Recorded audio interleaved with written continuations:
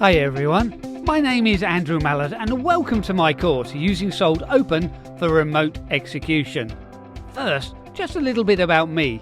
I'm a Linux trainer and consultant working with my own company, the Urban Penguin, which is located in the UK.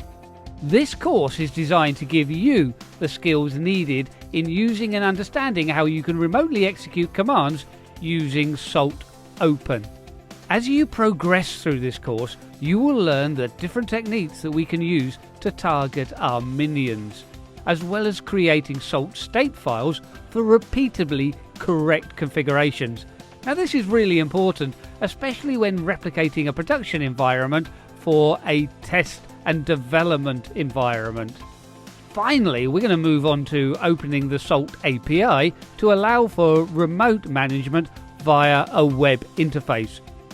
Now, some of the major topics that we're going to cover are going to include configuring custom grains using Salt, using pillar data as Ginger2 variables within Salt state files, and configuring Salt reactors within the Salt API.